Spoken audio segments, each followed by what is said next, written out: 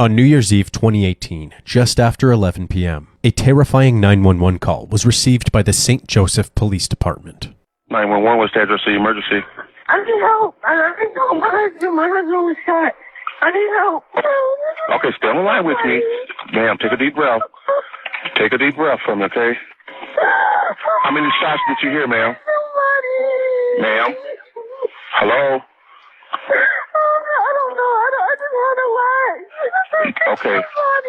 Following this call, first responders were dispatched to 2086 Colfax Avenue. When Officer Jay Peppers arrived on the scene, the paramedics were already tending to the victim, 23-year-old Tyrone Hassel III. His wife, Kamaya Hassel, was clearly distraught.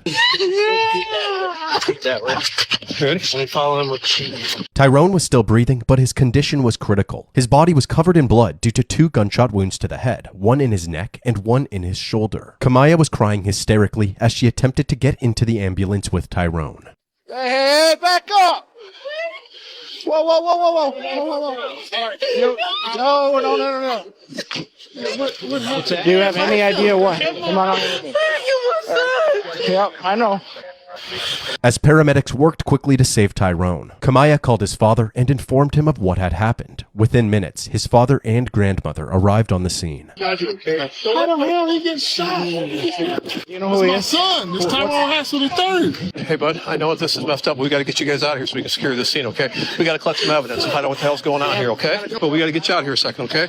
We'll talk to you in a minute. Do you live here, bud? I live here. Okay, what's your name? My grandson is probably in there by himself. Okay, I'll go take care of that for you if he is. He's we'll get one. you in. Okay, we'll get you in there, okay? Okay. All right. Now with the family nearby, officers spoke with them to better assess the situation. Do you have any idea what happened here?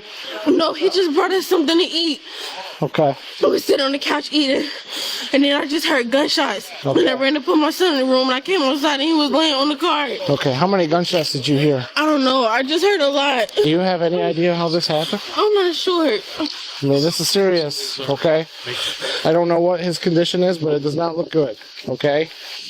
So, if you know something, I don't think he was beefing with anybody. now's the time. According to Kamaya, Tyrone and his family were at a friend's house about 2 miles away to celebrate the new year. She stayed home to look after their 1-year-old son, who they nicknamed Chunk. Just before 11 p.m., Tyrone momentarily left the party. He drove home in his black Dodge pickup truck to drop off some food for Kamaya and Chunk. He only stayed for a few minutes, and as he exited the residence, Kamaya heard multiple gunshots. She quickly picked up Chunk and ran into the bedroom until the gunshots stopped. She cautiously looked out the front door, only to see Tyrone lying motionless beside his truck. She immediately dialed 911. After getting Chunk out of the house and securing the scene, officers continued to speak with the family to learn more about Tyrone's background. That's my oldest son, and I've been so proud of him. He went to college on honors. He left college and went and joined the Army. Yeah, he's active military right now, right? He's active military. So. In 2015, Tyrone joined the United States Army where he met his wife Kamaya. From February to October of 2018, Tyrone and Kamaya were deployed to South Korea. For the 2 months leading up to the shooting, they were stationed at Fort Stewart in Georgia, but had gone home to spend the Christmas holidays with their family.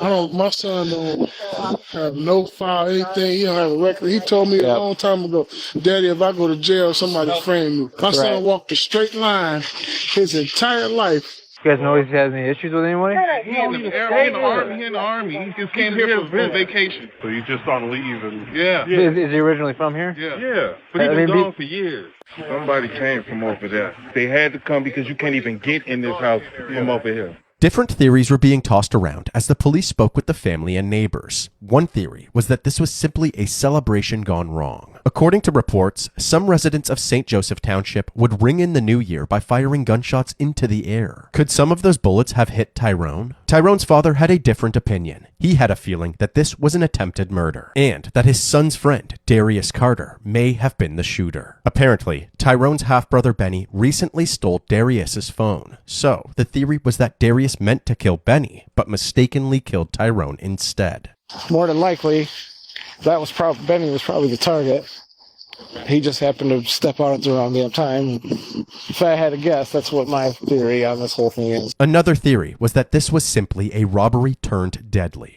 This may be a robbery, dude. We need to know if he had money. We need to know if... Somebody had to be laying in wait for his ass. This was also questionable since Tyrone's truck and the valuables inside were untouched, despite the fact that his keys were lying right next to him. You got anything in here? Cell phone and then a black duffel bag. Shell casings were scattered around the crime scene, and the truck and fence were littered with bullet holes. So whatever happened right here, huh? There's one, two, three. You got 2 right here. Okay. I think I saw 5 just by the truck alone. There's also a bullet hole in the fence to the left. Okay. Whoever shot him was either laying in wait or walked up on him because they shot him right up next to his truck right outside the door. It was a point-blank shot, I'm sure. Somebody knows something. All of the evidence was collected and sent to the state crime lab. Tyrone was rushed to Lakeland Hospital for further treatment. He's at the hospital right now, and Tyrone, everybody's up there. I'm going to be honest, it does not look good. Oh, no. Okay. Tyrone's stepmother, LaShonda, worked at the same hospital that he was being transported to. She saw him being rushed into the operating room, clinging to life. But it was too late. Moments later, Tyrone Hassel III was pronounced dead. 10 hours later, on January 1st, 2019, police had a formal interview with Tyrone's father. I think I know who did this to me, sir.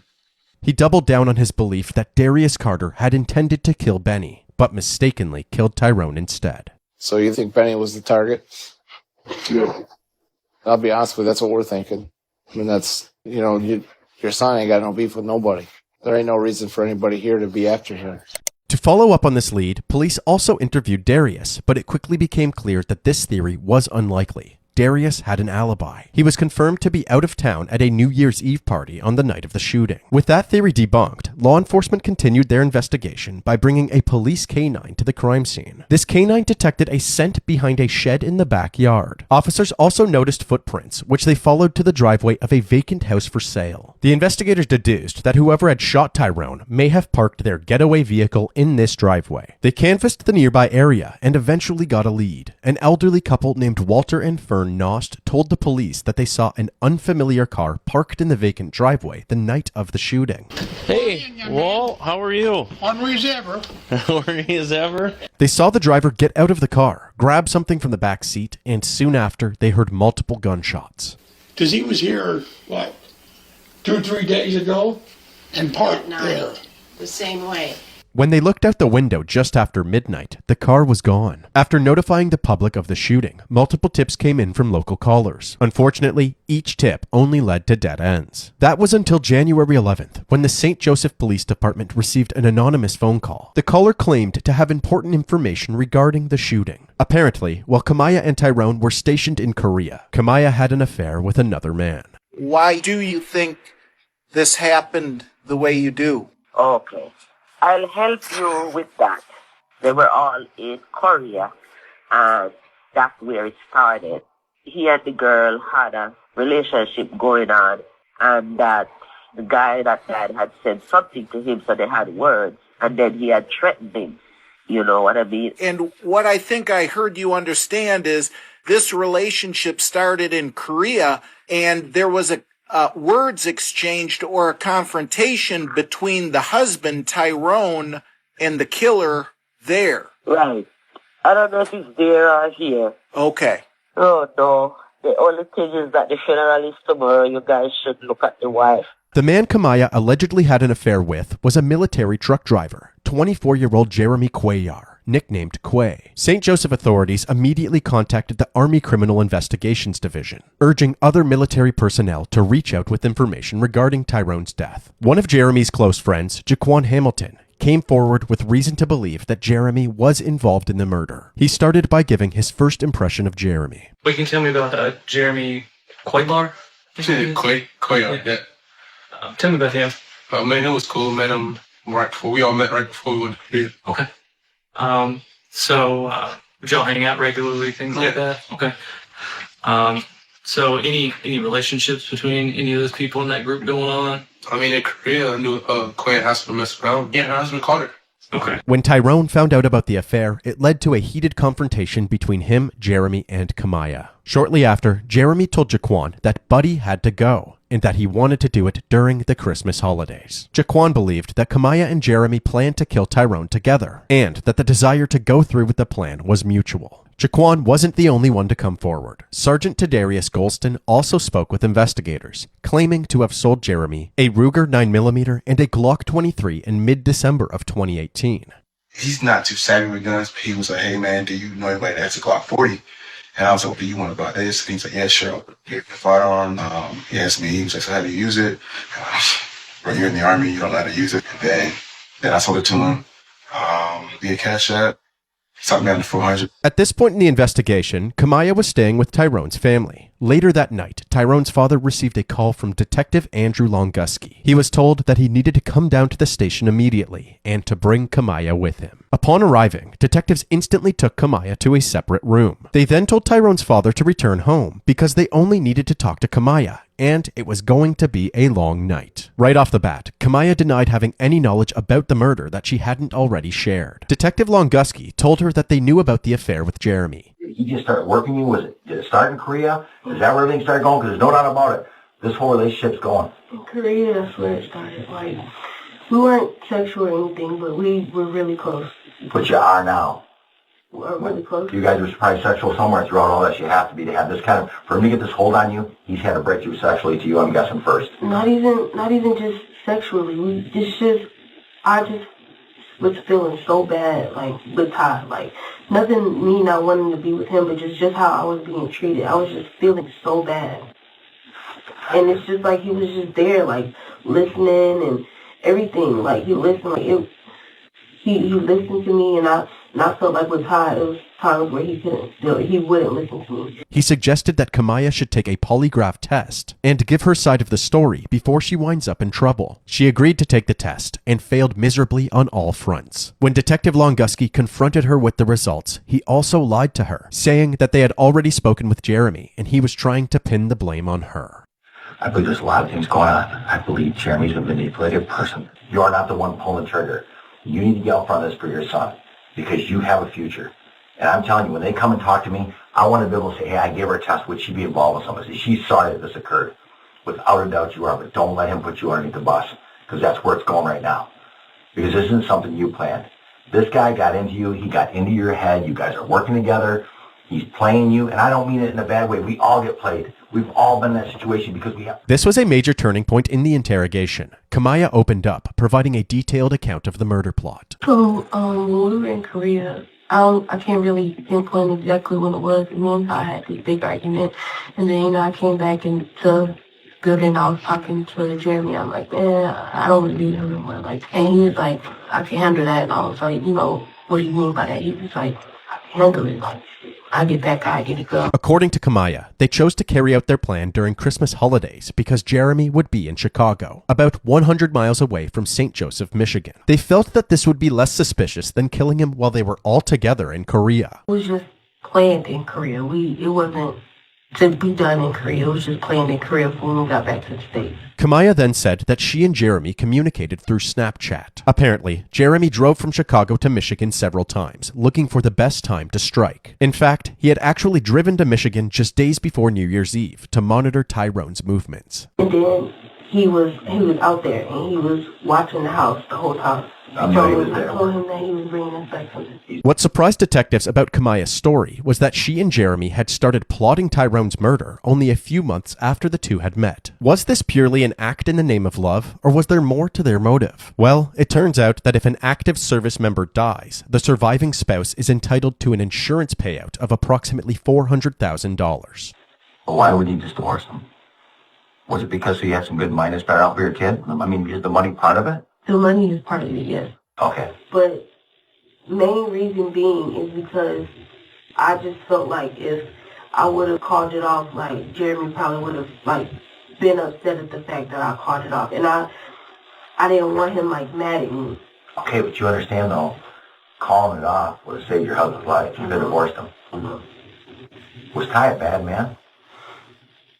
Not bad enough for this. And honestly, that's just, like, my remorse. That's really how I feel. I believe you do. I don't believe you do it today. But you put your needs and your wants above somebody's life. I did. $400,000 is not what Ty is. It's not. You felt it was before. Would you say that's a fair statement? Yeah. Would you say this is a 50-50 you guys were on this? Yeah. Because I know all about it, and like I said, I probably could have stopped it, but the reason why I didn't, because I felt like he would, be mad at me or... And not love you anymore? Yeah. Because I just felt like I wasn't getting that love at home like I wanted to. So, as far as that, are you sad that you planned this out with him? Yeah, that's why, even though I wasn't being 100% truthful in the beginning, that's why I kept saying that. Would you say you weren't 100% truthful? That's a kind of a major 100%. You were saying that 25%. Would you agree to that? I mean, that's huge. I mean, I almost think with these guys, But that's why when I kept saying that, with what I know now, if I could, I would go back and not do it. I wouldn't even talk to Jeremy at all, knowing that everything would have gone like this. But Jeremy was going to go and you called him back. You know what I'm saying? Yeah. And I get why you called him back. I mean, knowing now, what do you think should happen to you right now? I don't know. Because myself, I feel just as guilty as him.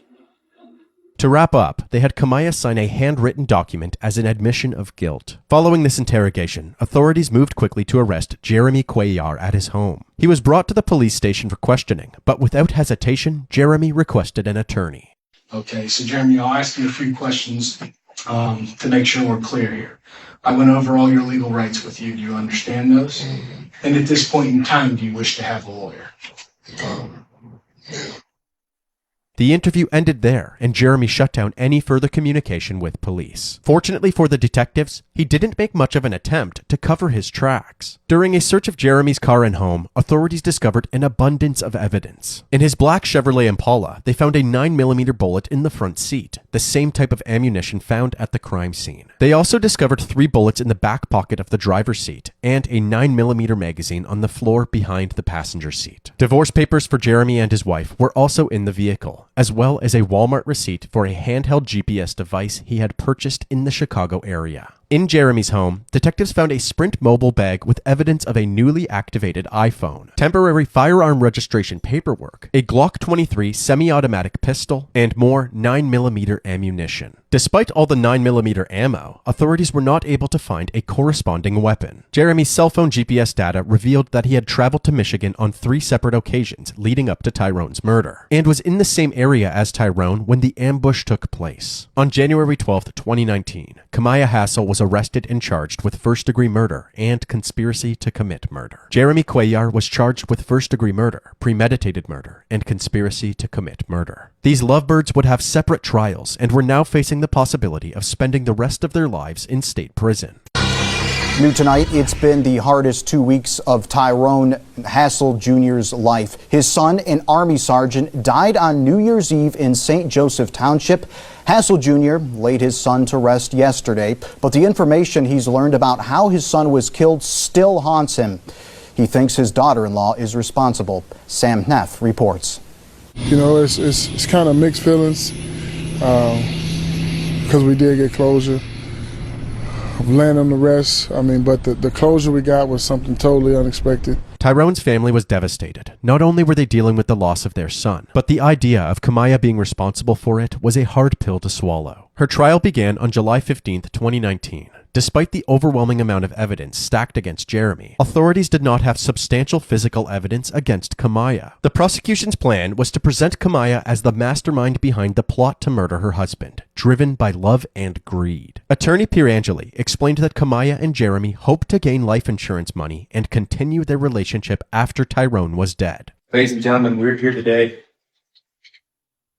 because the defendant, Kamaya Hassel, wasn't happy with her life and with her husband. And she devised a plan with her lover to have him murdered. Now, she could have divorced Sergeant Hassel, but that simply wouldn't work because a divorce wouldn't give her everything that she wanted. You'll hear all about this plan and that money was a part of it. And you're going to hear all of this out of her own mouth. In her own words, because she admitted to all of it. You will find that Army Sergeant Tyrone Hassel III was the victim of a planned killing conceived months before and carried out on New Year's Eve of 2018. The woman responsible for that killing is seated right there, the defendant. Kamaya's defense would go on to vehemently deny the allegations against her. They suggested that Kamaya was a victim of Tyrone's domestic abuse and that she was manipulated by Jeremy to go along with the plan. Ladies and gentlemen, now I am a little surprised to hear Mr. Perangeli talk about Ms. Hassel as the mastermind behind this, because I think there's no question that Jeremy Cuellar is directly, no question about it, responsible for Tyrone Hassel's death. Jeremy Cuellar is a full-blown psychopath. This is Mr. Cuellar's plan. This is his idea. I hope that we can avoid another tragedy in finding the wrong person responsible. Following the opening statements, Tyrone's father kicked things off with his testimony, giving a chilling recollection of the night his son died. The paramedics was already there. I saw them trying to put my son on the gurney, I believe it's called, and when they lift him up, I saw my son, back of his head, explode out, and his eyes were open.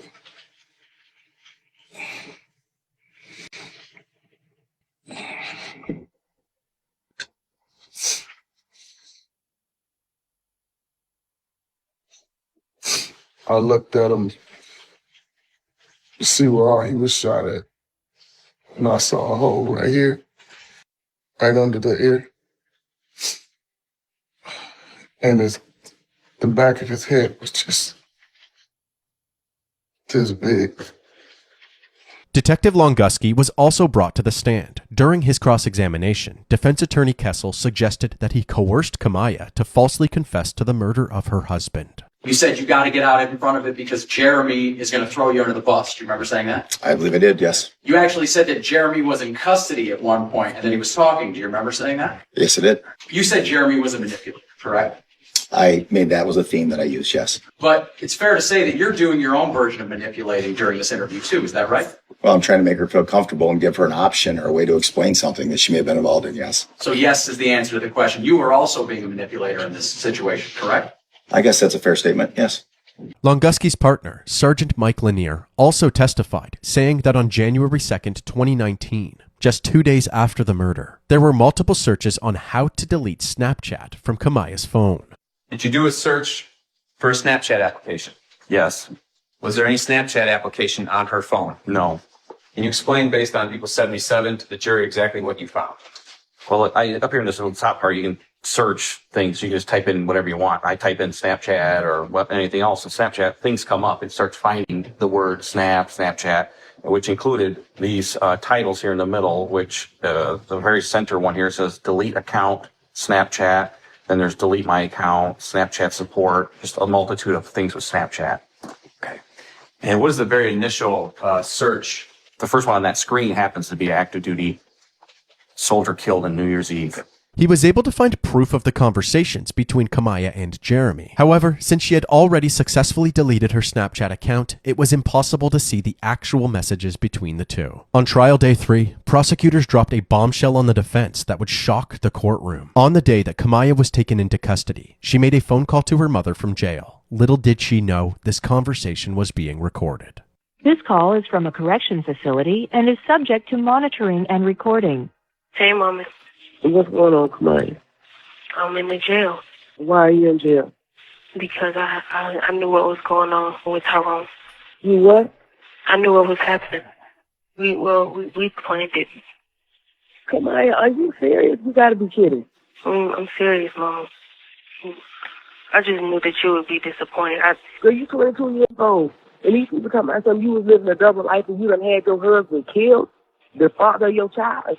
Kamaya, is somebody coercing you to say this stuff? Because this crap sounds like a TV show, a dream. I don't know if it's a calculated, conscious, heinous decision, an evil, demonic decision. You weren't raised like that. A second confession. Needless to say, the prosecution hit the jackpot and used Kamaya's recorded phone call to their advantage during their closing argument. Surely, She was not giving a false confession to her mother when she said, "We planned it." Other statements she gave to her mother when her mother asked, "Did he just come up here and do it? Did he just come up here and kill Ty, or did you tell him to do it?" And she responded, "We planned it." She never pulled that trigger. But didn't she really? She planned with Jeremy Cuellar to do it. And that's evident over and over and over again. She is just as responsible as Jeremy Cuellar. She needs to be held accountable. She assisted in this crime. She gave aid. She gave counsel. She procured it. She abetted to encourage it. All the evidence shows that. And she conspired with him to do it. That Sergeant Hassel could be here today. It wasn't for this defendant. They asserted that Kamaya had the means, motive, and opportunity to commit this crime, and that their actions were premeditated and deliberate. On the other hand, the defense argued that despite Kamaya planning Tyrone's murder, she didn't think that Jeremy would actually follow through with it. She told Detective Longuski she didn't think it would happen. Just like Specialist Hamilton said, "I didn't think it would happen." Simply because Kamaya Hassel knew of the details does not prove that she was involved, that the statement that she made implicating herself was the result of a long stay in police custody, followed by repeated denials, followed by manipulation. Again, Detective Longuski's agreed upon word. Manipulation. It was only then that she began giving details, parroting him, as I read to you. Those are the only reasons that she made those statements, ladies and gentlemen.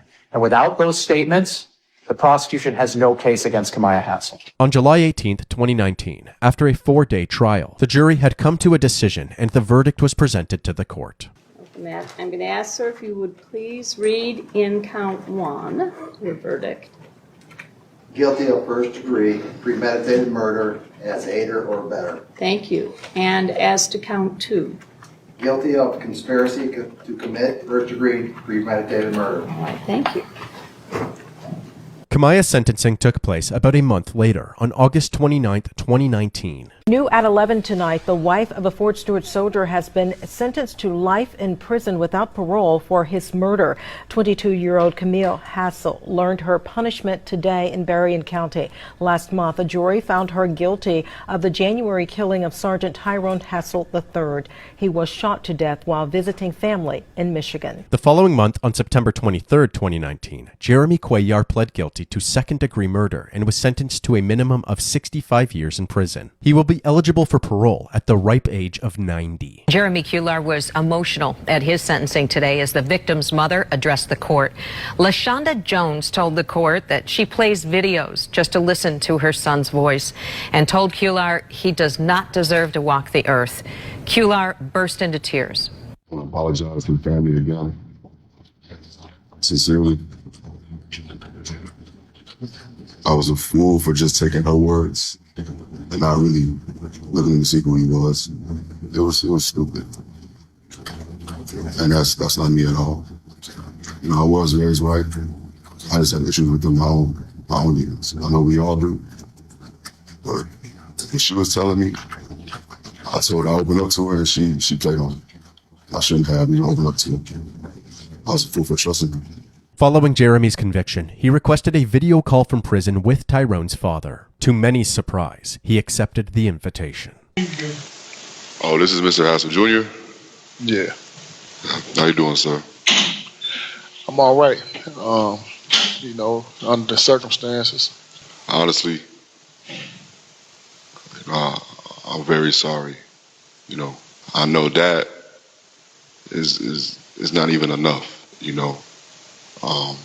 regardless of the fact I deprived Chunk of his father and his mother, regardless of how his mother, period. At the end of the day, I'm the reason, So it's like, I just couldn't take the shit, Plus it's like, I just want to do my time and hopefully get out, But I don't even know if that's even possible, She always, it was just negative things about Ty and y'all, and that was another reason that kind of fueled me. But I didn't really want to do it, but I don't know, man. I was just blind. There's many things that she would tell me, bad things about him. And it wasn't even that bad now that I really look at it, you know what I'm saying? Like, she was just ungrateful, you know what I mean? Like, and I wasn't seeing that. I was trying to, like, be that, I don't know, man, goofy, man, really, honestly, to be honest with you. So y'all, thinking after all that, you thought that y'all can live happily ever after that. I could tell by the way you look, man, you want me to burn in hell, sir. And I understand that. I really hope you can forgive me. You know what I'm saying? I know it's going to take forever, or you might not. But, I really hope you can. The only thing I can say, man, I'm going to get out of here. Just, I guess for your sake, just stay in that Bible. It's the only thing going to help you. Just keep doing what you're doing. Despite this open and honest conversation, in August of 2020, Jeremy decided to withdraw his guilty plea, claiming that his defense team's advice to plead guilty was ineffective legal counsel. But in August of 2021, the Michigan Supreme Court denied Jeremy's request for an appeal. The following year, in October of 2022, Kamaya also claimed that her attorneys were ineffective by failing to challenge the admissibility of her police statements. She also added that her attorneys failed to present evidence of abuse during her marriage, nor did they consult an expert regarding a possible self-defense claim based on battered partner syndrome. However, this request for an appeal was also denied, and Kamaya's convictions were upheld. Kamaya Hassel is currently serving her life sentence at the Women's Huron Valley Correctional Facility in Ypsilanti, Michigan. As for Jeremy, he is serving his sentence at the Bellamy Creek Correctional Facility located in Ionia, Michigan.